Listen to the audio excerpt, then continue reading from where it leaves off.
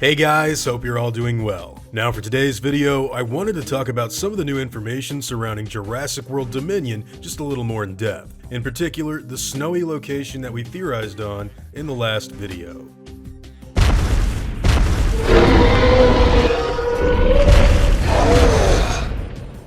So real quick before I even begin with today's topic, I just want to let you all know that recently I did a complete review of the new Return to Jurassic Park DLC for Jurassic World Evolution with Swerve, and it's actually up on his channel right now. So yeah, I'd highly recommend checking it out if you're interested, and of course, a link will be provided down in the description below. Anyways, when it comes to Jurassic World Dominion news, Colin Trevorrow is just giving us new information on the movie, it seems, every single day. Yesterday, he released this particular image of the new JW-D chairs that will be used on set. And from this picture alone, we get a lot of cool new insight into their shooting location. And it looks like we were right about the snow. In fact, I'd say we were really right about it because it looks like there will be far more covering the ground in this movie than what I honestly initially expected. So does that mean that we can expect to see most of the movie featuring dinosaurs running around these snowy landscapes? Well, I'm not so sure if we can really commit to believing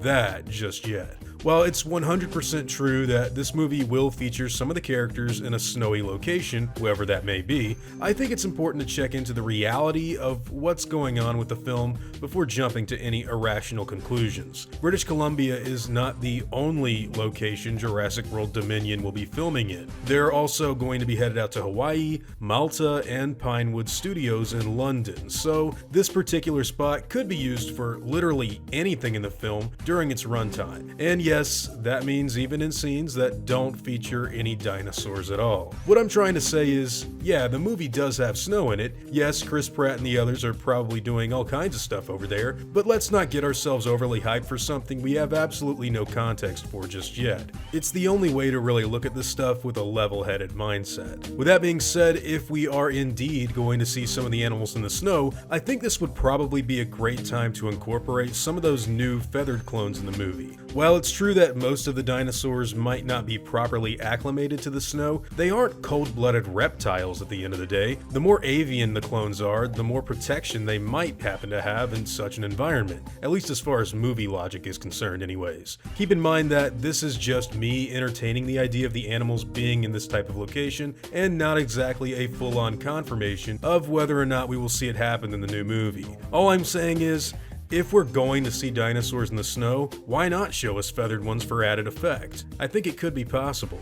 Now, one other thing about this image that I wanted to bring up is the fact that some people are saying that they may have changed the Jurassic Park logo in a very subtle way. It's hard for me to really judge this just yet because in my opinion, they look pretty similar to one another, but some people believe that they've changed the bottom of the logo from the normal jungle trees to a mix of both trees and houses, like the Tyrannosaurus skeleton is invading a neighborhood or something. I'm not so sure I buy that just yet, but if it does turn out to be true, that's a pretty cool spin on a classic idea. With all that being said, what do all of you guys think about this stuff? Do you think we are likely to see dinosaurs in the snow? Or do you think that it's too early to pass judgment just yet, and that this could be a scene for literally anything in the movie? Whatever your own thoughts and opinions happen to be, I'd love to hear them in the comments down below.